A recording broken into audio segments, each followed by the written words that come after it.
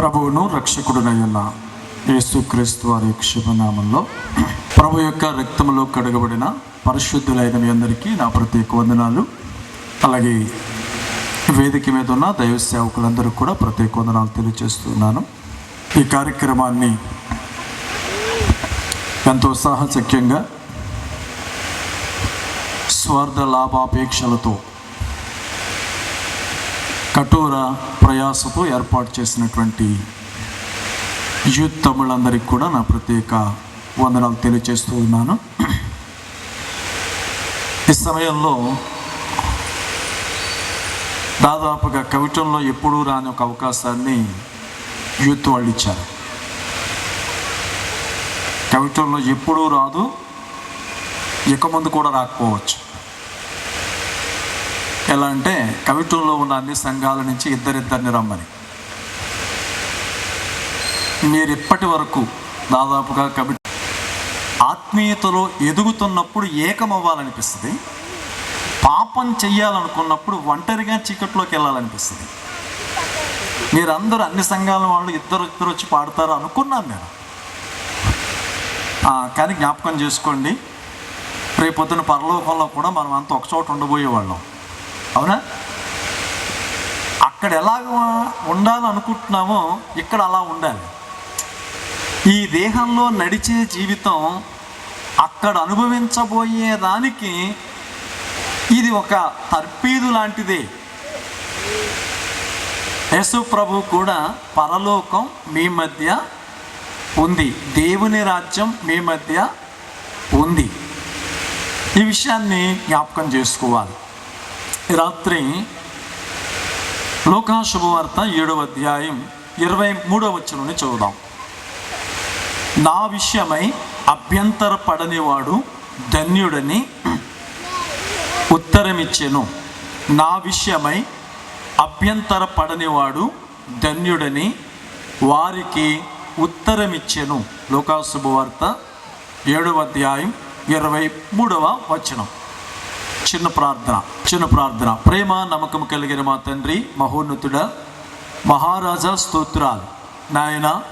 నీవు తండ్రి ఏకమై ఉన్నలాగున నీ వాక్యము వినిన మేమందరమును ఏకమై ఉండాలని నీవు అలనాడు చేసిన ప్రార్థనను బట్టి వందనాలు తెలియచేస్తూ నాయన, ఆ మాటకు లోబడి అర్థం చేసుకుని ఈలాగున సువార్త ద్వారా అనేకులను నీతో చేర్చడానికి ప్రయాసపడిన ఈ బిడ్డలందరినీ మీరు దీవించి నాయన, నీ బిడ్డల యొక్క విశ్వాసమును స్థిరపరిచి వృద్ధి పొందించమని ప్రార్థిస్తున్నాను.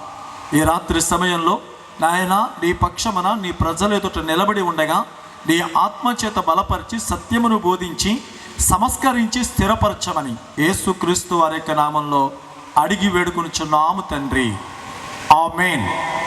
ప్రభునందు ప్రియమైన వారులారా, ఈ మాటలు మనం ఆలోచన చేస్తే దేవుని లేఖనంలో యేసు ప్రభు మాట్లాడుతున్నటువంటి మాట దాదాపుగా ఆయన పరిచర్య ఆరంభ దినాలలోనే చెప్పినటువంటి మాట. యోహాను శిష్యులు వచ్చి ఆయనను అడిగినప్పుడు ఆయన మాట్లాడిన మాట.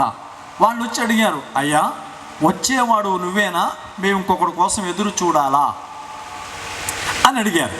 అప్పుడు యేసు ప్రభు వారు మాట్లాడుతూ చెప్పిన మాట, నా విషయమై సందేహపడనివాడు ధన్యుడు, నా విషయమై అనుమాన పడనివాడు ధన్యుడు, నా విషయమై అభ్యంతర పడనివాడు ధన్యుడు అని చెప్పాడు.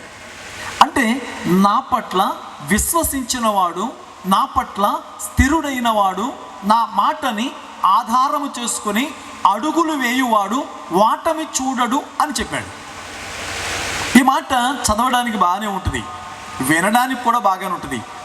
కానీ మనుషుల యొక్క పరిస్థితులు మనుషులను అనుమానంలో పడేటట్టు చేస్తాయి. చాలాసార్లు పరిస్థితులు మనల్ని అనుమాన పడేటట్టు చేస్తాయి. బైబిల్ గ్రంథం అంతటిలో యేసు ప్రభు చెప్పిన మాట, స్త్రీలు కనిన వారిలో యోహాను కంటే గొప్పోడెవడు లేడు అనడలేదా? ఎవరికంటే? స్త్రీలు కనిన వారిలో యోహాను కంటే గొప్పోడెవడూ లేడు. అంటే ఒక మాటలో చెప్పిన ఆ మాటలో ఒక పరోక్ష అర్థం ఏంటంటే స్త్రీ సంతతి అయిన యేసు ప్రభు కంటే గొప్పవాడు అని చెప్పాడు. స్త్రీ సంతానము అని లెక్కించబడిన మనమంతా కూడా స్త్రీలు కనినప్పటికీ మన సంతానం అంతా పురుష సంఖ్యలోనే ఉంటుంది.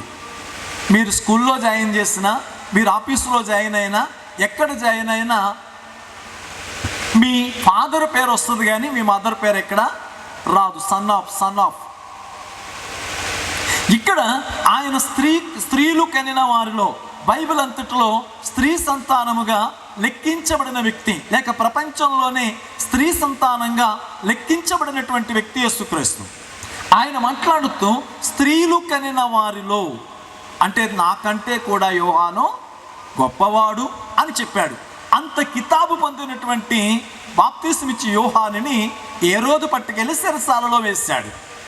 చెరసాలలో వేసిన తర్వాత హేరోదు అనుకున్నాడు, నేనే కదా మెస్సయ్యని ప్రపంచానికి పరిచయం చేశాను, నేనే కదా క్రీస్తు అనబడుతున్న ఇతనికి బాప్తిసం ఇచ్చాను, నేనే కదా ఈయన మెస్సయ్య అని ప్రూఫ్ చేసిన వాడిని, ఇప్పుడు నేను చెరసాలలో వేయబడ్డాను కాబట్టి హేరోదుతో మాట్లాడి నన్ను బయటికి తెస్తాడు అనుకున్నాడు. కాలం గడిచిపోతుంది, ఆయన చెరసాలలో వేశారు, ఈయన సువార్త ప్రకటిస్తున్నాడు. కానీ కనీసం బాప్తిస్మిచ్చి యోహాను దగ్గరికి వెళ్ళి పలకరించను కూడా పలకరించలేదు. 10 రోజులు అయిపోయిందో, 20 రోజులు అయిపోయిందో, ఒకవేళ నెల అయిపోయిందో, ఇప్పుడు అంతరంగంలో అనుకుంటున్నాడు యోహాను గారు, ఆయనే గనక నేను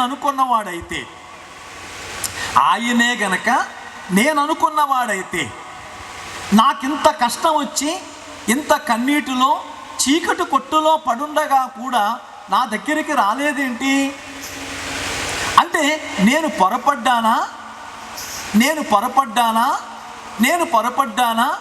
అని ఆలోచించి శిష్యుల్ని పంపాడు.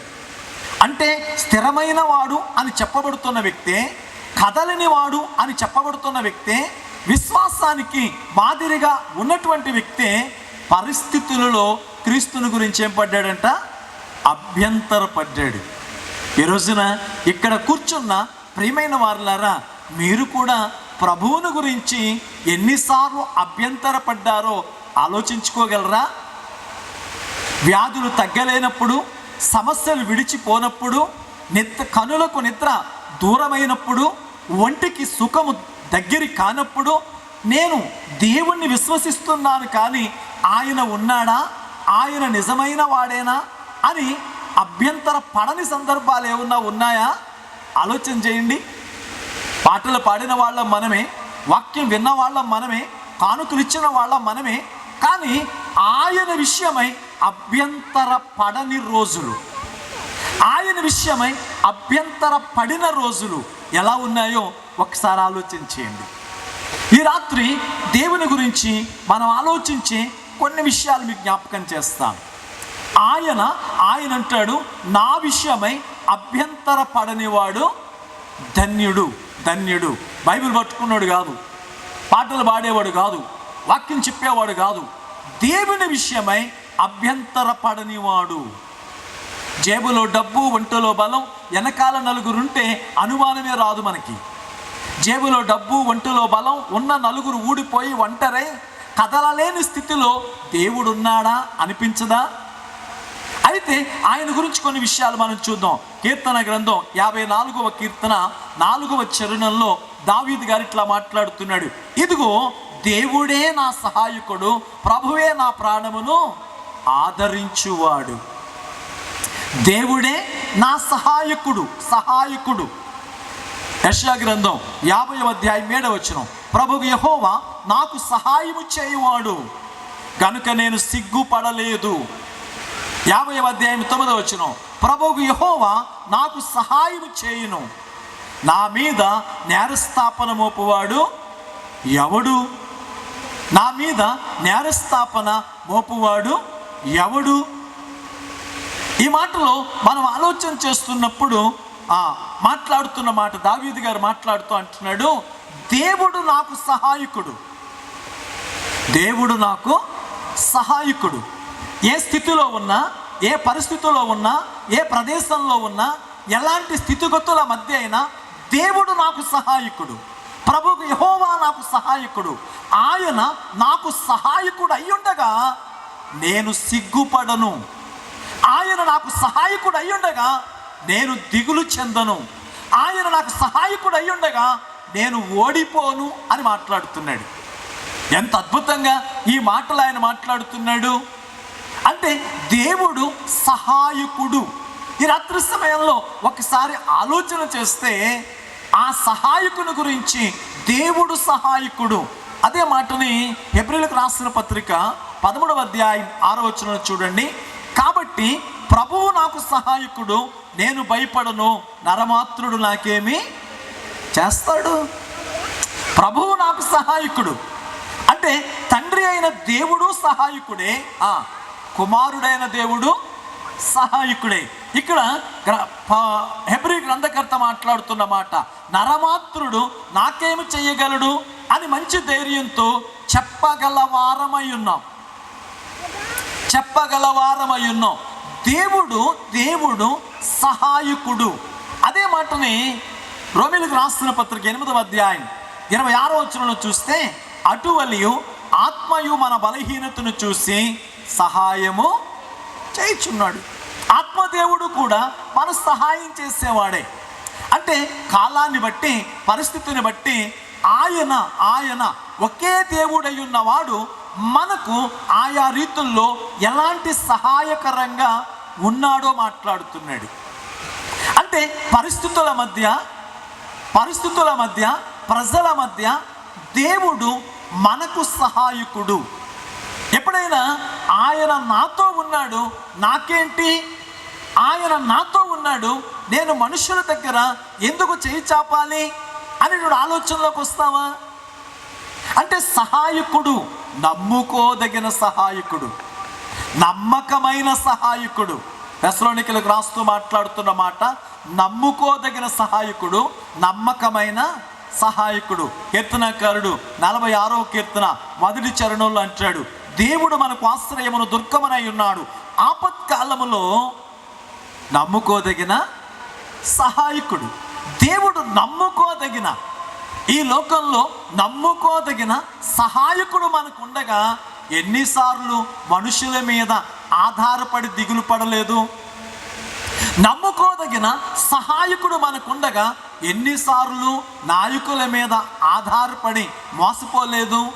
నమ్ముకోదగిన సహాయకుడు ఉండగా ప్రకృతి మీద ఆధారపడి పరాభవం చెందలేదు. నమ్ముకోదగిన సహాయకుడు మనకుండగా ఈ లోక సంబంధమైన స్థితిగతుల మీద ఆధారపడి ఓడిపోలేదు. ఈ రాత్రి ఒకసారి ఆలోచించగలరా? బైబిల్ చదువుతున్నప్పుడు, మాటలు వింటున్నప్పుడు, ప్రార్థన చేస్తున్నప్పుడు ఆయన సహాయకుడిని అని మాట్లాడుతున్నప్పటికీ కూడా మనం ఎన్నిసార్లు ఆయన సహాయాన్ని అభ్యంతరపడలేదు? ఎన్నిసార్లు? చూడండి, 118వ కీర్తన 9వ వచనం చూద్దాం. మనుష్యులను నమ్ముకున్నట కంటే యెహోవాను ఆశ్రయించుట మేలు, రాజులను నమ్ముకున్నట కంటే యెహోవాను ఆశ్రయించుట మేలు. అంటే ఆయనే మాట్లాడుతున్న మాట, మనుషులను, రాజులను, పరిస్థితులను నమ్ముకోవడం కంటే ఎవరిని నమ్ముకోవడం మేలు? యెహోవాను ఆశ్రయించుట మేలు. ఆయన నమ్ముకోదగిన సహాయకుడు, నమ్మదగిన సహాయకుడు. ఈ లోకంలో మనుషులుగా మనం ఎంతైనా ఉండొచ్చు, మనం కూడా చాలాసార్లు నమ్ముకోదగిన వ్యక్తులుగా ఉండొచ్చు. కానీ మనుషులు అన్ని చోట్ల నమ్ముకోదగిన సహాయకులు కాదు, నమ్ముకోదగిన సహాయకులు కాదు. కానీ దేవుడు మాత్రం నమ్ముకోదగిన సహాయకుడు. కానీ మనుషులు వెంబడి పరిగెత్తినంతగా మనం దేవుని వెనకాల వెళ్ళలేకపోతున్నాం. ఈ లోకంలో చాలాసార్లు మనం చూస్తాం, మనుషులు పరిస్థితులను బట్టి ప్రవర్తిస్తూ ఉంటారు. కానీ దేవుడు తన స్వభావాన్ని బట్టి మాత్రమే ప్రవర్తిస్తాడు. మొదటి మాట, ఆయన సహాయ విషయంలో అభ్యంతరపడే వ్యక్తిగా ఉన్నావా? ఒక రోజున శారా అబ్రహాము కూర్చుని ఉండగా అక్కడికి దేవుడు వచ్చాడు. దేవుడు వచ్చి మాట్లాడుతున్నాడు, అబ్రహామా ఎలా ఉన్నావు? శారా బాగుందా ఏంటి అని మాట్లాడుకున్న తర్వాత గుడారం నుంచి బయటికి రా అన్నాడు. బయటకు వచ్చాడు. అప్పటికే 99 సంవత్సరాలు వచ్చేసినాయి. ఒకసారి పైకి చూడు, నీ పిల్లలు నక్షత్రాలు అన్నాడు. ఒకసారి కిందకు చూడు, నీ పిల్లలు ఇసుక రేణువులు అన్నాడు. వెంటనే శారమ్మ గుడారంలోని పక్కు నవ్విందట. 100 ఏళ్ళ వాడికి పిల్లలు పుడతాడట, ఏం చెప్తున్నాడు ఆయన చెప్తున్నాడు, ఏం చప్పట్లు కొడుతున్నాడు అనుకుంటుంది. అనగానే శారా నవ్వింది. దేవుడు విన్నాడు. ఆయన అంటాడు, యెహోవానైన నాకు అసాధ్యం ఏదైనా ఉందా అని. అంటే ఇక్కడ మీరు చూడండి, శారా ఆయన సహాయాన్ని ఏం చేసింది? సందేహించింది. ఆయన విషయమై అభ్యంతరపడింది. ఆయన విషయమై అనుమానించింది. మరొక చోట ఎలీషా ప్రవక్తగా ఉంటున్నప్పుడు ఆ షోమ్రోను పట్టణంలో గొప్ప కరువు వచ్చింది. ఆ కరువు ఎంత కరువు అంటే 2 స్త్రీలు మాట్లాడుకున్నారు, నేడు వంటకి నీ బిడ్డని, రేపటికి నా బిడ్డను వండుకు తిందాం అన్నంత కరువు వచ్చింది. ఆ కరువును చూచి బట్టలు చింపుకున్నప్పుడు రాజుతో ఎలీషా మాట్లాడుతున్నాడు, రేపటికి ఈ సమయానికి యవల పిండి రూపాయి అమ్ముద్దని చెప్పాడు. ఆ పక్కన ఉన్నవాడు అంటాడు, యెహోవా ఆకాశము నుండి తలుపులు తెరిచినను ఇది జరుగునా? అప్పుడు ఎలీషా అంటాడు, నువ్వు కన్నులారా చూచెదవు కానీ దానిని తిననే. అంటే చాలాసార్లు దేవుని విషయమై సందేహపడి సమస్యల మధ్యలోకి వెళుతున్నాం. దేవుని విషయమై సందేహపడి జీవితాలను నాశనం చేసుకుంటున్నాం. దేవుని విషయమై అభ్యంతరపడి బ్రతుకులను పాడు చేసుకుంటున్నాం. ఈ రాత్రి సమయంలో ఈ సభా ప్రాంగణంలో ఉన్నటువంటి ప్రేమైన వారులారా, ఆయన మాట్లాడుతున్నాడు, నా విషయమై అభ్యంతరపడనివాడు ధన్యుడు. ఈ రోజున నీ జీవితంలో ఎన్నిసార్లు ఆయన శక్తి విషయమై అభ్యంతరపడ్డావో, ఆయన సహాయం విషయమై అభ్యంతరపడ్డావో జ్ఞాపకం వస్తే ప్రభువు దగ్గర పశ్చాత్తాపడగలవా? నీకు గుర్తొస్తే ప్రభువు దగ్గర పశ్చాత్తాపడగలవా? ఈ రాత్రి ఒక్కసారి ఆలోచించు. మనుషుల యొక్క సహాయము వ్యర్థము. నాకు తెలిసిన స్నేహితుడు ఒక ఆయన ఉన్నాడు. ఆయన దాదాపుగా నాకంటే ఒక 8 సంవత్సరాలు పెద్ద ఆయన. కానీ మేమిద్దరం చాలా మంచి ఫ్రెండ్స్ అనుకోవచ్చు. ఎప్పుడైనా ఒక వారం రోజులు కనుక మేమిద్దరం కలుసుకోకపోతే ఆయన డాక్టర్గా చేస్తూ ఉంచాడు. ఆయన పని కట్టుకొని ఇంటికి వచ్చి ఒక 2 గంటలైనా మాట్లాడి వెళ్తుంటాడు. రోజు ఏదో ఒక చోట కలుసుకుని మాట్లాడుకునే మేము కలుసుకోకపోతే అంత మంచి స్నేహం. కానీ పోయిన బుధవారం వాళ్ళ ఇంటికి వెళ్ళాను. వాళ్ళ ఇంటికి వెళ్తే ఒక మంచంలో కదలలేని స్థితిలో పడున్నాడు. ఆయన మాట్లాడిన, డాక్టర్ గారు ఏంటి ఇలా అయిపోయారు? ఆయన చూచి కన్నీళ్లు కార్చగలిగాను కానీ ఆయన కనీసం సహాయం చేయలేకపోయారు. 2 కన్నీటి చుక్కలు కార్చగలిగానేమో, ఆయన చూశాను కానీ ఆయన కనీసం సహాయం చేయలేకపోయాడు. నిన్నటి దినాన్ని ఆయన చనిపోయాడు. ఆప్తులైన వాళ్ళు, స్నేహితులైన వాళ్ళు చుట్టూ నిలబడ్డారు కానీ ఆయనకి ఎలాంటి సహాయం చేయలేకపోయారు. ఒక రోజున లాజరు చచ్చిపోతే, యేసు స్నేహితుడైన లాజరు చచ్చిపోతే వాళ్ళ అక్క చెల్లి తీసుకెళ్ళి సమాధి చేసేస్తే 4 రోజుల తర్వాత వచ్చి లాజరు బయటికి రమ్మని సహాయం చేశాడు. ఈ రాత్రి మీ జీవితాన్ని ఆలోచించండి. ఆయన సహాయం విషయంలో అభ్యంతర పడనివాడు ధన్యుడు. మరి రాత్రి నీ జీవితం ఎలా ఉంది? సర్వమును సృజించిన దేవుడు, సర్వమును ఏలుచున్న దేవుడు, సర్వమును సమకూర్చుచున్న దేవుడు నీ బ్రతుకులో సమస్తమును సమృద్ధిగా ఇవ్వలేడనే మనుషుల దగ్గర చేతులు కట్టుకుని నిలబడుతున్నావా? ఆయన ఇవ్వగలిగిన సామర్థ్యుడని ఎరిగి కూడా చేతకాని మనుషుల దగ్గర చేతులు కట్టుకుని నిలబడడానికి సిగ్గు అనిపించడం లేదా? దేవుని కుమారుడిగా, దేవుని పిల్లలుగా నేను ఎలా ఉండాలి? మొర్దెకైని అడిగితే చెబుతాడు, నేను తల వంచకుండా బ్రతుకుతాను. నేను క్రైస్తవుడును గనుక, నేను యూదుడును గనుక ఈయనకి తల వంచను. చెప్పగలవా? నేను యేసు ప్రభువుని నమ్ముకున్నానండి, ఎలక్షన్లో డబ్బులు తీసుకోను అని చెప్పగలిగిన సత్తా ఉందా? లేకపోతే వెళ్తా వెళ్తా కాళ్ళు పడి చావు. ఊరికి పేడ, దేవునికి సిగ్గు లేకుండా ఉంటుంది. దేవుడు దేవుడు అంటావు, ఎవడో 10 రూపాయలు ఉచితంగా ఇస్తామంటే దోషులకు నిలబడ్డానికి సిగ్గు అనిపించడం లేదా? వ్యక్తిత్వాన్ని అమ్ముకోవడానికి సిగ్గు అనిపించడం లేదా? ఆయన దేవుడు, ఆయన సహాయం చేస్తానని అనుమానించలేని, అసందేహించలేని సహాయాన్ని చేస్తున్న దేవుని ఎదుట పిల్లలమని చెప్పుకుంటూ లోకస్తుల ఎదుట చేతులు చాచుకు నిలబడుతున్నాం. అంటే దేవుణ్ణి అనుమానిస్తున్నావుగా, అంటే దేవుని ఎడల సందేహపడుతున్నావుగా, అంటే దేవుని విషయమై అభ్యంతరపడుతున్నావుగా. ఎక్కడుంది విశ్వాసం? ఎక్కడుంది విశ్వాసం? సభలో నిలబడితే చప్పట్లు కొడతావు, సభలో నిలబడితే హల్లెలూయా చెబుతావు, సభలో నిలబడితే అద్భుతం అంటావు. కానీ జీవితాన్ని చూస్తే ఆయనకి అసహ్యం వేస్తుంది. నీ నోట పాట పాడుతుంటే ఆయన ఉమ్మి వేయాలనిపిస్తుంది నీ మీద. కారణం ఏంటో తెలుసా? ఆయన్ని అనుమానించే నీవు చేసే ఆరాధన అసహ్యం.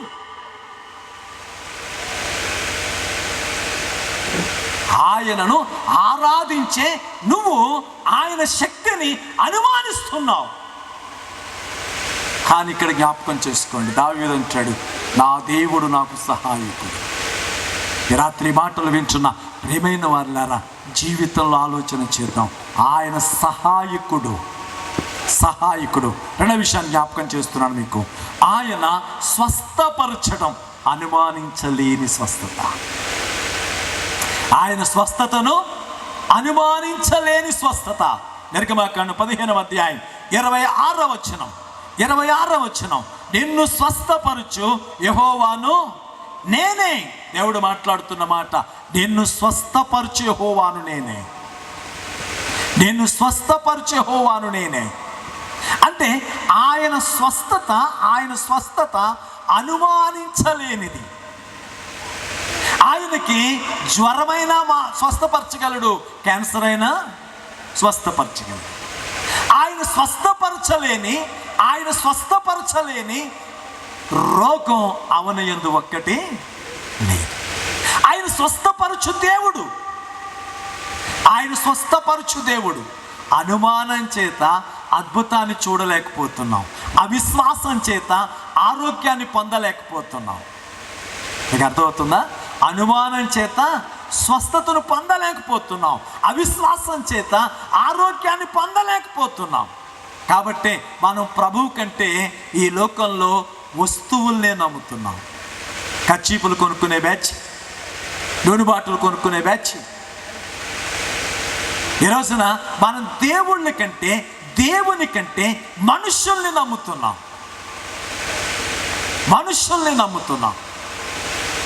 ఈ రాత్రి సమయంలో ఒక్కసారి మీరు ఆలోచించండి. ఆయన అంటున్నాడు, నిన్ను స్వస్థపరచు దేవుడను నేనే. అదే మాటని పేతురు రాస్తున్నటువంటి మొదటి పత్రిక 2వ అధ్యాయం 24వ వచనం, ఆయన పొందిన గాయముల చేత మీరు స్వస్థత నొందిరి. హల్లెలూయా. ఏమంటున్నాడు ఆయన? ఆయన పొందిన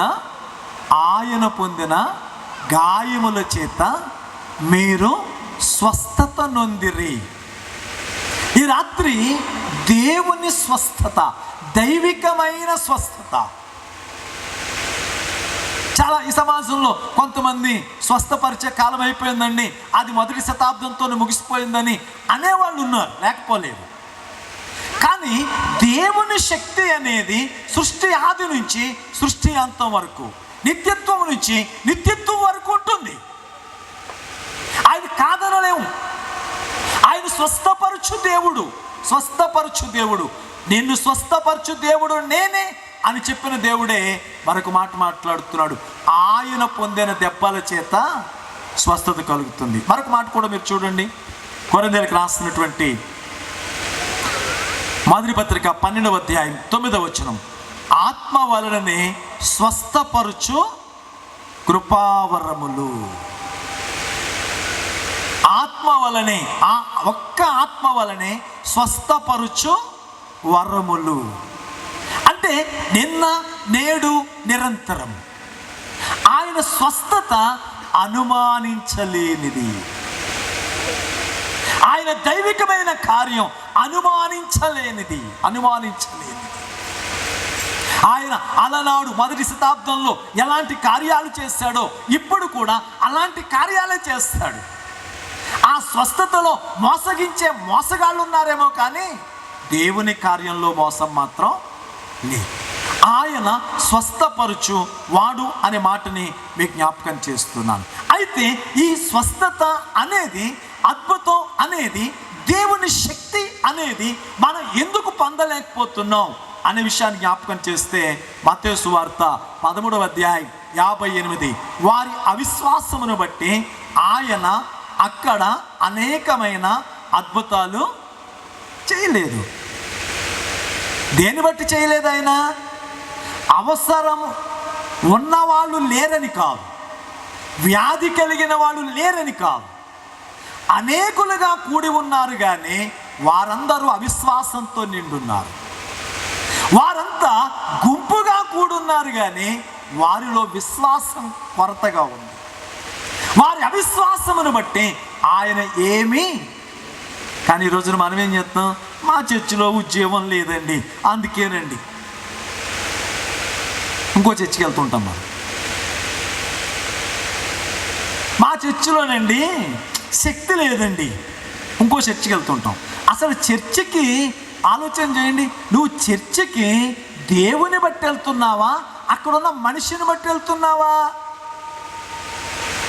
వీళ్ళు కూడా మాట్లాడతారు, మా చర్చికి రండి, మా చర్చికి రండి. ఇక్కడ దేవునిని బట్టి, ఆ దేవుని ఎడల మనకున్న విశ్వాసమును బట్టి ఆయన స్వస్థత అనుమానించలేనిది. ఈ రోజున మన జీవితాల్లో ఒక్కసారి ఆలోచన చేద్దాం. దేవుడు అనుమానించలేని కార్యాలు చేస్తాడు. చాలాసార్లు మన జీవితాల్లో ఆయన శక్తిని అనుమానించిన సందర్భాలు ఎన్ని ఉంటాయి చూడండి. ఎవరో మీ ఇంటి పక్కనే ఒక ముసలమ్మకి క్యాన్సర్ వచ్చింది, ప్రార్థన చేయమన్నారు. వాళ్ళు ప్రార్థన చేద్దాం అనుకునే లోపలని చెప్పేశారు. ఏమన్నారంటే ఇంకెంతో కాలం బతుకుతున్నారండి, ఇష్టమైనవి పెట్టేయమన్నారండి, ఇక అంతా అయిపోయిందంటండి, చచ్చిపోద్దండి అని చెప్పేసి ప్రార్థన చేయమన్నారు. మీరేం చేస్తారు ఇప్పుడు?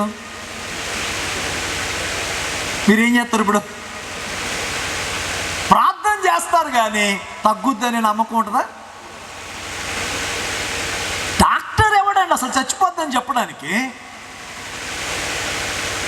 10 సంవత్సరాల క్రితం మాకు తెలిసిన ఒక విశ్వాసి కరుగూరు మేల నుంచి ఒక విశ్వాసికి సచివతి గారని ఆమెకు జబ్బు చేసింది, మాట లేదు, చూపు లేదు. తీసుకెళ్తే తణుకు హాస్పిటల్కి తీసుకువెళ్ళారు. తణుకులో కప్పలంకన్ సెంటర్ దగ్గర ఒక హాస్పిటల్ ఉంటుంది. ఆ హాస్పిటల్కి తీసుకెళ్తే వాళ్ళు అన్నారు, సాయి శ్వేత వాళ్ళు లోపల జాయిన్ చేసుకుంటా, ఆ అంబులెన్స్ మీద దింపుతూ లోపల జాయిన్ చేసుకుంటూ ఈవిడ చచ్చిపోద్ది కానీ 10,000 కట్టండి అన్నారు. వీళ్ళు అనుకున్నారు చచ్చిపోయేదానికి 10,000 ఎందుకంటే తీసుకుపోతాను. మనం తీసుకొచ్చేసిన తర్వాత నాకు ఫోన్ చేశారు. నేను మరుసటి రోజు వెళ్ళాను. ఆవిడ్ని మంచం మీద పడుకోబెట్టి చుట్టూ కూర్చున్నారు బయట టెంట్ వేసి. దగ్గరికి వెళ్ళిన తర్వాత చూసాము, ఆవిడ అలాగే ఏదో చూస్తుంది కానీ మాట ఏమి లేదు. నేను అన్నాను, ఎందుకు వచ్చిందమ్మా? చచ్చిపోయేది ఎలాగ చచ్చిపోద్ది కదా, ఇక్కడ పెడితే ప్రజలందరూ రకరకాలుగా అనుకుంటారు, భారతీదేవ హాస్పిటల్ తీసుకెళ్దాం అన్న. భారతీదేవ హాస్పిటల్లో 22 రోజులు ఉంచాం. ఈ ఆటకి 11 సంవత్సరాలు అయింది. ఈ ఆట కూడా ఇంకా పని చేసుకుంటుంది, వండుకుంటుంది, పని చేస్తుంది.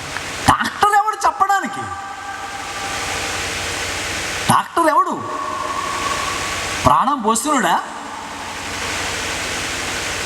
ఆయన స్వస్థత అనుమానించలేనిది. ఆయన అంటున్నాడు, ఆయన పొందిన దెబ్బల చేత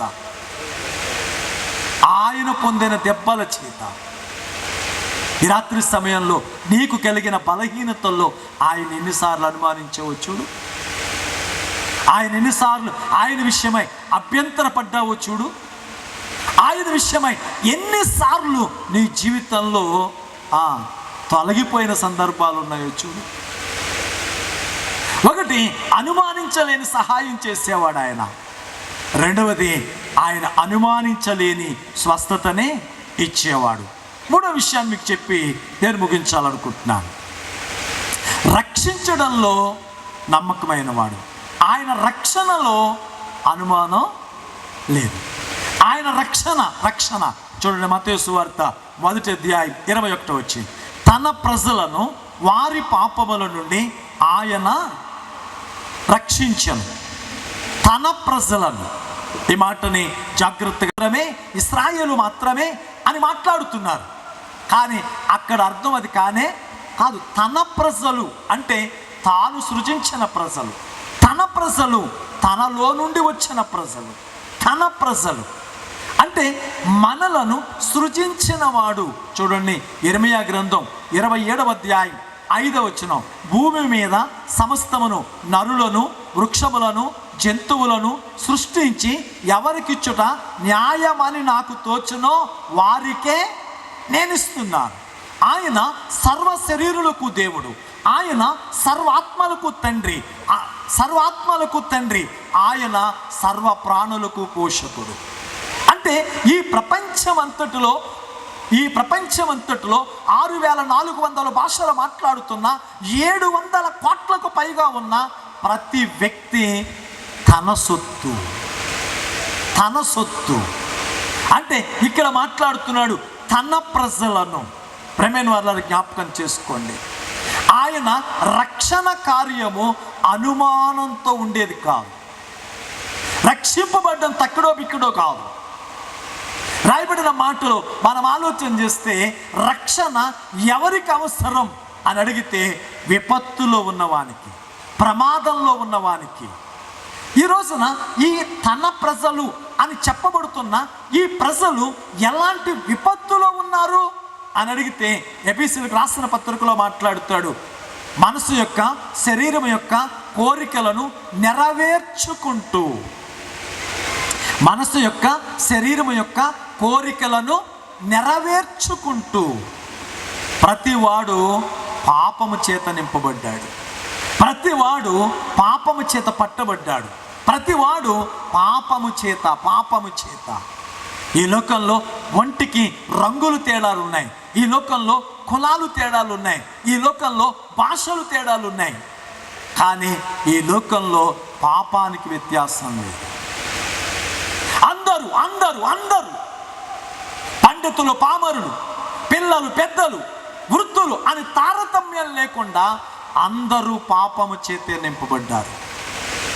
కానీ పాపం చేసుకుంటూ పోతూ ఉన్నాం, ఒక్కొక్కటిగా చేసుకుంటూ పోతే వాటి లెక్క లక్షల్లో ఉంది, కోటల్లో ఉంది. ఇక్కడ కూర్చున్న ప్రియమైన వారులారా, ఒక్కసారి మీరు ఆలోచించగలరా? మన ఎదుట ఉన్న అనేకులు తమ దేహాలను విడిచి వెళ్ళిపోయారు. విడిచిపెట్టిన దేహాన్ని కాల్చో పూడ్చో ఖర్చు చేశాం, కానీ విడిచిపెట్టిన వాడు ఎక్కడికి వెళ్ళాడో ఎప్పుడైనా ఆలోచన చేశావా? విడిచిపెట్టిన వాడు ఎక్కడికి వెళ్తున్నాడు, వాని స్థితిగతి ఏంటి, ఎప్పుడైనా జీవితంలో ఆలోచన చేశావా? ఈ లోకంలో బ్రతికించడానికి, ఈ లోకంలో చచ్చేదాకా బ్రతికించడానికి కోటి విద్యలు ఉన్నాయి. ఈ లోకంలో కోటి విద్యలు ఎప్పటిదాకా బ్రతికిస్తాయి నిన్ను? నువ్వు టీచింగ్ చేసినా, ఉద్యోగం చేసినా, వ్యాపారం చేసినా, ఏ పనైనా చెయ్యి, ఈ పనంతా నిన్ను చచ్చేదాకానే బ్రతికిస్తుంది. కానీ చచ్చిన తర్వాత కూడా బ్రతికించే ఒక విద్య ఉంది. ఎప్పుడైనా ఆలోచన చేసావా? చావు ముగింపు అనుకుంటున్నావా? చస్తే గొడవ లేదనుకుంటున్నావా? చాలాసార్లు పెళ్ళిళ్ళకి వెళ్ళినప్పుడు పెళ్ళిళ్ళ దగ్గర ఇలా జరుగుతూ ఉంటుంది. ఆ పెళ్లి కొడుకుని తీసుకెళ్ళి వచ్చేటప్పుడు పరిశుద్ధ పాడతారు, ఏదో ఆ తాడి కట్టేటప్పుడు ఆ దేవర దీవెనలు పాడతారు. ఇక ముగింపుకి వచ్చేసరికి కళ్యాణం కమనీయం పాడతారు. ఈ పాటలు అయిపోయి అలా దిగ్గానే ఇలా డీజే పెడతారు. అందులో వేసే పాట ఏంటి తెలుసా? చత్తే గొడవ లేదు. ఇప్పుడు దాకా చేసుకున్న పెళ్ళేంటి, ఇప్పుడైతే సత్తే గొడవ లేదని డ్యాన్స్ ఏంటి? అవునా? మీరు చూడండి, ఎలా ఉంటుంది సంగీతం అంటే, మనం సంతోషంలో ఉంటే సాహిత్యం వినబడదు, మనకి సంగీతం వినబడుతుంది. మనం బాధలో ఉంటే సాహిత్యం అర్థం అవుతుంది, సంగీతం అర్థం కాదు. నిజానికి ఆ వీధిలో ఎవడైనా చచ్చిపోయాడు రా బాబు అంటే పెళ్లి కొడుకు వీధిలోంచి కూడా వెళ్ళినవాడారు. కానీ పెళ్లికాడ మాత్రం చత్తే గొడవ లేదని పాట ఎత్తారు. పెళ్ళోడికి అభ్యంతరం లేదు, పెళ్లి కొడుకు అభ్యంతరం లేదు, పెళ్లికి వచ్చిన వాళ్ళకి అభ్యంతరం లేదు. వీళ్ళ కాస్త చుక్క ముక్క వేసి తిమోతి పత్రికలు అంటాడు, కొందరి పాపములు వారి వెంట, కొందరి పాపములు వారి వెనుక. అంటే ఆర్జించిన ఆస్తులు ఇక్కడే ఉన్నాయి, కూర్చున్న ఐశ్వర్యం ఇక్కడే ఉంది. వీటన్నిటినీ దాచడానికి ఆడిన అబద్ధాలు, చేసిన మోసాలు నీతో కూడా పయనిస్తున్నాయి. నువ్వు ఏ మతానికి చెందిన వాడవైనా, ఏ విశ్వాసానికి చెందిన వాడవైనా, ఏ ఊరికి చెందిన వాడవైనా, జరుగుతున్న వాస్తవిక సత్యం. ఈ పాపం ప్రతి వ్యక్తిని పట్టి మరణానికి అప్పగించి తీసుకువెళ్ళి నిలబెడుతుంది అగ్నిగుండము ఎదుట. అగ్నిగుండము ఎదుట దేహాన్ని విడిచిన తరువాత అద్దంలో నిలబడిన తరువాత నేను నేను నేను నేను అందంగా ఉన్నాను, ఎర్రగున్నాను, తెల్లగున్నాను, నల్లగున్నాను, కుమిలిపోయేవాళ్ళు, పొంగిపోయేవాళ్ళు. అవునా? అద్దం ముందు నిలబడితే పొంగిపోయేవాళ్ళు కొంతమంది, కుమిలిపోయేవాళ్ళు కొంతమంది. కానీ వాస్తవం ఆలోచన చేయండి, అద్దంలో కనబడుతున్నది నేను కాదు, నేనుంటున్న అద్దె కొంప. బుద్ధున్నాడు ఎవడైనా అద్దెంటికి డబ్బు వెచ్చించి వెళ్ళయిస్తాడా? బుద్ధున్నాడు ఎవడైనా అద్దె కొంపకి స్థిరమైన పనులు చేస్తాడా? కానీ విడిచిపెట్టిపోయి కనురెప్పలకి చిన్న బ్రష్ కొంటాం, విడిచిపెట్టిపోయి ఆ ముఖానికి క్రీమ్ కొంటాం, విడిచిపెట్టిపోయి ఆ కూడారాని ఎంట్రుకలకు రంగు కొంటాం. అసలు మనం ఎలా ఉన్నామో ఈ రాత్రి ఆలోచన చేయండి. మనం ఎలా ఉన్నామో ఈ రాత్రి ఆలోచన చేయండి. ఒక పక్కన భూమికి అంతం తరుముతూ ఉంటే, మరొక పక్కన మనిషికి మరణం వెంటబడి పరిగెడుతుంటే, ఎవరు ముందు ఎవడు దొరికితే దొరికిన వాడిని దొరికినట్టు పట్టుకు పోవడానికే జరుగుతున్న స్థితి. అయితే ఈ పాపం మనందరినీ పట్టి అగ్నిలో వేస్తుందనే సంగతి మనకు అర్థమైంది. ఇది రెండవ మరణం అంటున్నాం. ఇప్పుడు ఆ శిక్ష నుంచి విడిపించబడాలి అంటే రక్షింపబడాలి అనే సందర్భం చాలాసార్లు ఉంటాం. ఈ లోకంలో చాలాసార్లు మనుషులు మాట్లాడుతున్న సందర్భాలు ఎలా ఉంటాయని అడిగితే, ఇదిగోనండి అక్కడ జనాన్ని చూస్తే పాపం పోద్దండి. ఏం చూస్తే పాపం పోద్దంట? జనాన్ని చూస్తే పాపం పోద్దా? ఇంకొంతమంది ఉన్నారు, కాళ్ళకు జోళ్ళు లేకుండా నడిస్తే పాపం పోద్దండి. పాపం పోద్దా అంటే నీకు ఒకటి అర్థమైంది. అదేంటంటే నేను పాపం చేశానని నీకు అర్థమైంది, అందుకు సంతోషం. నువ్వు పాపం చేశావని నీకు అర్థమైంది, నీ పాపానికి ప్రాయశ్చిత్తం అవసరమని నీకు అర్థమైంది, నీ పాపానికి పరిహారం అవసరమని నీకు అర్థమైంది. కాబట్టి నీ జీవితంలో ఏవో కొన్ని కార్యక్రమాలు చేస్తున్నావు, ఏదో కొంచెం భక్తి చేస్తున్నావు. కానీ భక్తి వలన లేకపోతే మనం చేసే కర్మకాండల వలన ఏ ఒక్కడు శుద్ధీకరించబడడం లేదు, ఏ ఒక్కడు పవిత్రుడవడం లేదు. మనం చేసే క్రియలు అన్నీ ఎలా ఉంటాయంటే, మనమంతా రూపాయి దొంగతనం చేసి పావలా దానం చేసే బ్యాచే, అందులో సందేహమే లేదు. అంటే రూపాయి దొంగతనాన్ని పావలాతో కడిగేద్దామని ప్రయత్నం చేస్తున్నాం, పావలాతో. కానీ దేవుడు మాత్రం మొత్తం చూస్తున్నాడు. ఆయన కంటికి కనబడని సృష్టం ఒక్కటే లేదు. ఈ రోజున ఈ రాత్రి ఒక్కసారి మన జీవితాలని ఆలోచన చేద్దామా? పాటలు పాడేవాళ్ళు, వాక్యం చెప్పేవాళ్ళు, ఆరాధన చేసేవాళ్ళు, రకరకాల వ్యక్తుల్ని మనం చూస్తున్నాం. దేవుని కోసం ఏదో చేస్తున్నాను అని పొంగిపోతూ ఉన్నావే, నీవు పాపం విషయంలో జయించిన వాడిగా ఉన్నావా? అంటే అయితే నీ జీవితంలో రక్షింపబడిన అనుభవంలో ఉన్నావా? నేను రక్షింపబడ్డాను అనే నిశ్చయత ఉందా? నేను రక్షింపబడ్డాను అనే తీర్మానం ఉందా? బాప్తీసం తీసుకున్నానని కాదు. ఈ రాత్రి బాప్తీసం ఎప్పుడు తీసుకున్నావు అని అడిగితే ఇక్కడ మొదలుపెట్టి అక్కడ దాకా 10, 20, 25, 30 అని చెబుతారు.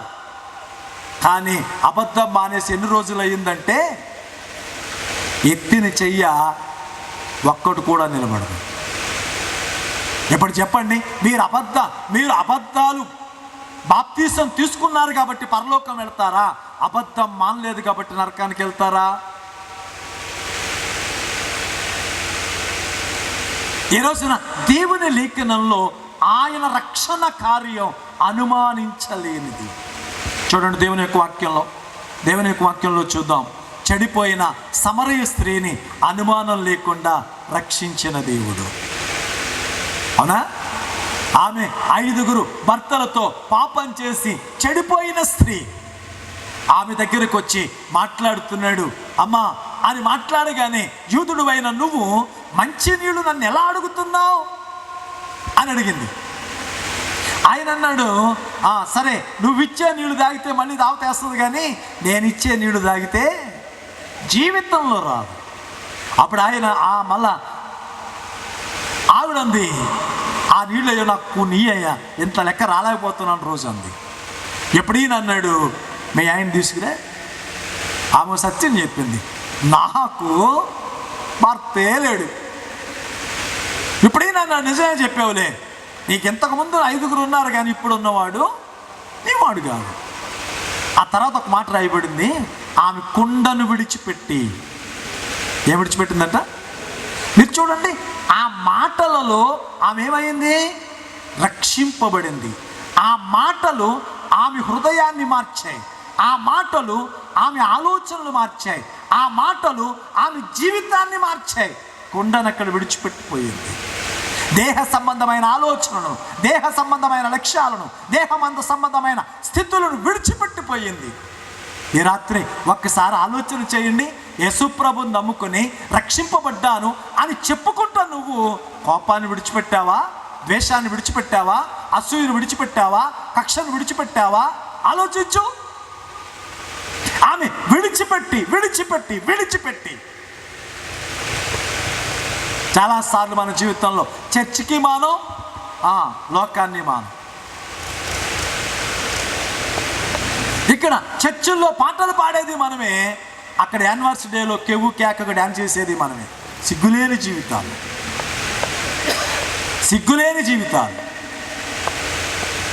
చేతిలో పుస్తకం పట్టుకుని హల్లెలూయా ఆరాధన పాడేది మనమే.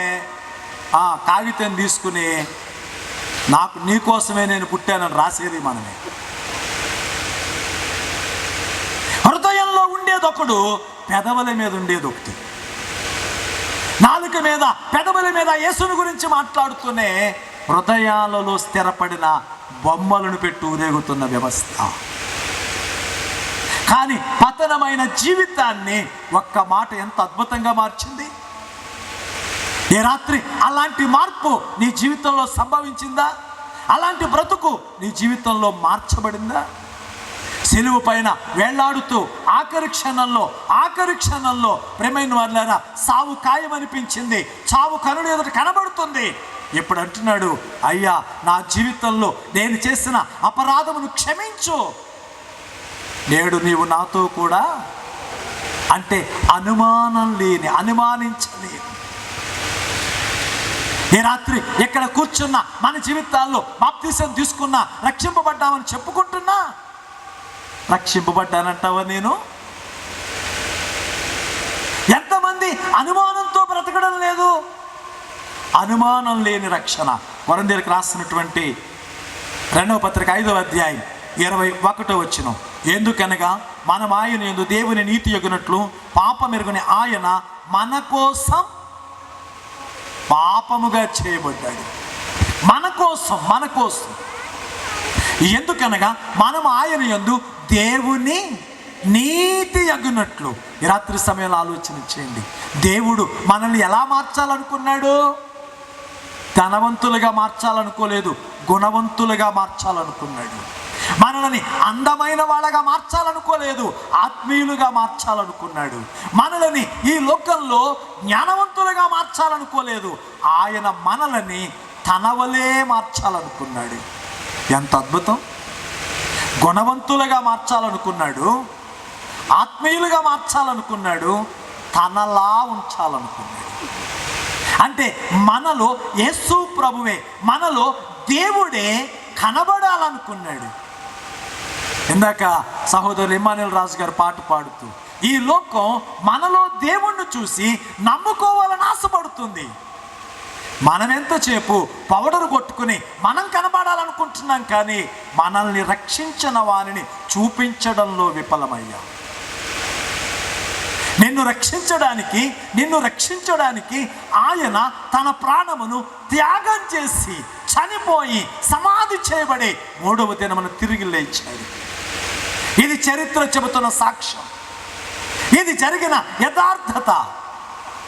అంటే ఆయన మరణం నిజమైతే ఆయనలో రక్షింపబడడం కూడా నిజమే.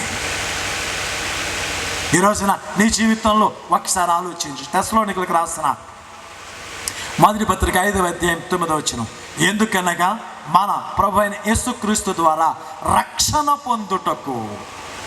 2వ అధ్యాయం 13వ వచనం, ప్రభువు వలన ప్రేమింపబడిన సహోదరులారా, ఆత్మ మిమ్ములను పరిశుద్ధపరచుట వలన మీరు సత్యమును నమ్ముట వలన రక్షణ పొందుటకు దేవుడు ఆది నుండి మిమ్మను ఏర్పరచుకొనెను.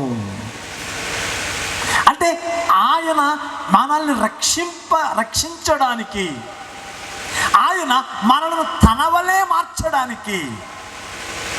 మరి నీ జీవితంలో అలాంటి అనుభవం ఉందా? నేను పలానా సంఘ సభ్యుణ్ణి, నేను పలానా టైంలో బాప్తీసం తీసుకున్నాను అని మాట్లాడుతున్నావు, కానీ నేను దేవుని కుమారుడిని, నేను దేవుని బిడ్డను, నేను పరిశుద్ధుడును, నేను విశ్వాసిని, నేను నీతిమంతుడును అనే ఊహ స్పృహ గనక మనకుంటే ఈరోజు మన జీవితం వేరుగా ఉండేది, ఈరోజు మన బ్రతుకు వేరుగా ఉండేది. ఆయన రక్షించడంలో ఏమీ లేదంట, అనుమానం లేదు. మరి రక్షణ కార్యంలో నీ జీవితంలో అనుమానం లేని వ్యక్తిగా ఉన్నావా? ఇంకా ఎంతకాలం ఓ పక్కన సంఘంలో మరో పక్కన సమాజంలో కలిసి నడుస్తావు? ఇంకెన్ని రోజులు చర్చిలో ద్రాక్షారసం గ్లాసు, సమాజంలో సారా గ్లాసు పట్టుకుంటావు? సిగ్గనిపించడం లేదు? ఇక్కడ స్తుతి పాటలు, అక్కడ సినిమా పాటలు. ఏంటి పనికి మాలిన జీవితం? ఎవరిని మోసం చేద్దామని, ఎవరిని మెప్పిందామని. ఇక్కడ సంఘంలో స్తుతులు, అక్కడ సరిహద్దుల్లో బూతులు.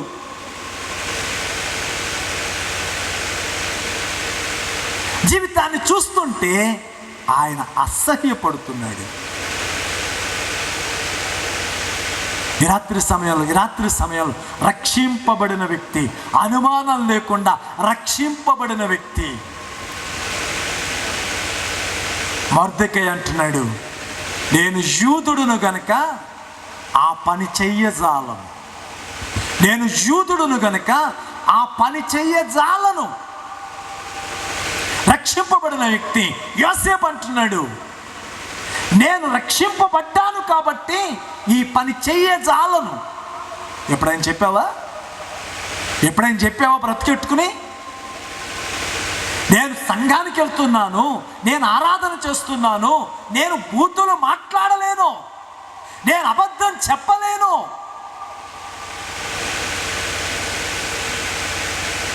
ఈ రాత్రి ఆలోచించు. ఇంకెన్ని రోజులు ఆశీర్వాదం కొరకు, ఆస్తుల కొరకు, ఐశ్వర్యం కొరకు ప్రభువుని వెంబడిస్తావు? చస్తే విడిచిపెట్టిపోయే కూడారాని ఆస్తులునా? కానీ దేహాన్ని విడిచిపెడితే స్వతంత్రించుకుని పోయే నగరం ఒకటి ఉంది. దేహాన్ని విడిచిపెడితే సొంతం చేసుకునే ఆస్తి ఒకటి ఉంది.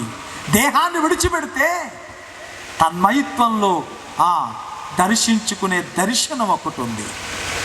ఇంకెప్పుడు చూస్తావు ఇవి? ఇంకెప్పుడు చూస్తావు నువ్వు? ఈ రాత్రి సమయంలో ప్రియమైన వారులారా, నా విషయమై అభ్యంతరపడనివాడు ధన్యుడు. ఒకటి, ఆయన దేవుని లేఖనంలో మాట్లాడుతున్న మాట, ఆయన సహాయమును అనుమానించేవాడు దేవుని యొక్క కార్యాన్ని చూడలేడు. ఆయన స్వస్థతని అనుమానించేవాడు అద్భుతాన్ని చూడలేడు. ఆయన రక్షణ కార్యాన్ని అనుమానించేవాడు అమరత్వాన్ని చూడలేడు. ఈరోజు ఈ స్థలంలో కూర్చున్న ప్రియమైన వాళ్ళారా, మీ జీవితంలో 3 అద్భుతమైన కార్యాలు. ఒకటి, ఆయనిచ్చే సహాయం. రెండవది, ఆయనిచ్చే స్వస్థత. మూడవది, ఆయనిచ్చే అమరత్వం. అనుమానించేవాడు, సందేహించేవాడు, అభ్యంతర పడేవాడు వీటిని ఎంత మాత్రం చూడలేడు. కానీ ఈ రాత్రైనా నీ దేవుని యందు మనస్సుంచి, ఈ రాత్రి పశ్చాత్తాపపడి నిజమే నాయనా, నీవు సహాయం చేయగలిగిన వాడువని, నీవు సామర్థ్యం ఉన్నవాడువని ఎరిగినను పరిస్థితులను బట్టి అనుమానపడ్డానయ్యా, నన్ను క్షమించు నాన్న. నువ్వు స్వస్థపరిచేవాడవని తెలిసి కూడా నాకు కలిగిన జబ్బుని బట్టి భయపడి నమ్మలేకపోయానయ్యా, క్షమించు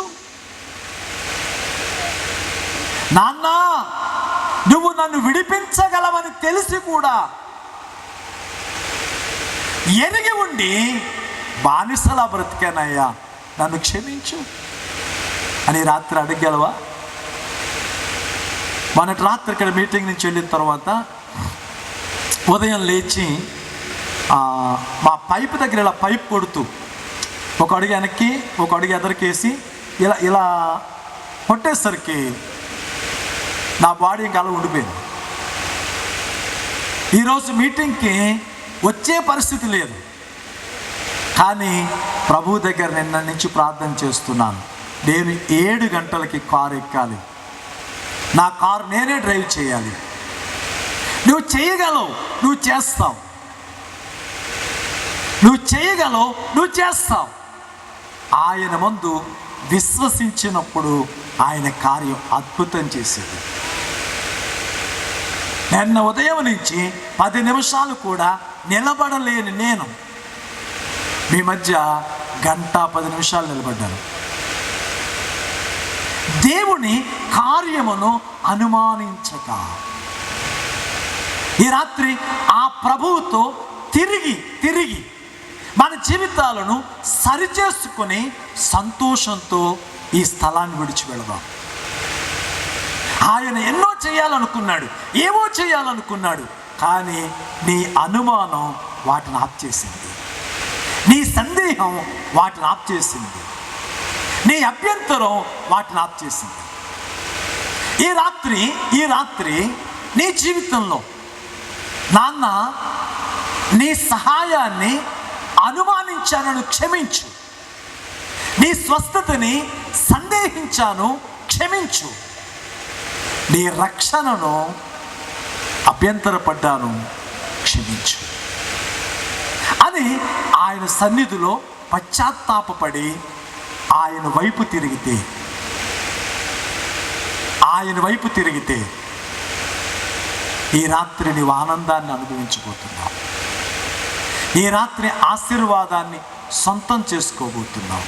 ఈ రాత్రి నీ బ్రతుకులో ఒక ఆశ్చర్యాన్ని చూడబోతున్నావు. ఈ రాత్రి ఒక ఆశ్చర్యాన్ని చూడబోతున్నావు. ఒక్క నిమిషం అందరూ లేచి నిలబడదాం. ఎక్కడ వారక్కడే, పక్క వారితో మనకు సంబంధం లేదు. దేవుని ఆత్మ మన మధ్య సంచారం చేయించున్నది. దేవుడు మనతో మాట్లాడి ఉన్నాడు. ఆయన అంటున్నాడు, నా విషయమై అభ్యంతర పడనివాడు ధన్యుడు. నా విషయమై అభ్యంతర పడనివాడు ధన్యుడు. ఈ రాత్రి సమయంలో నీ జీవితాన్ని ఒక్కసారి, నువ్వు నడుచుచున్న కాలాన్ని పరీక్షించి చూడు. నువ్వెక్కడ అభ్యంతరపడ్డావో, ఎప్పుడు సందేహపడ్డావో, ఎందుకు అవిశ్వాసంతో మాట్లాడావో గుర్తుకొస్తే ఒక్క నిమిషం ప్రభువుతో చెప్పగలవా? నాన్న, నా కోసం నువ్వు ప్రాణాన్ని త్యాగం చేసావయ్యా.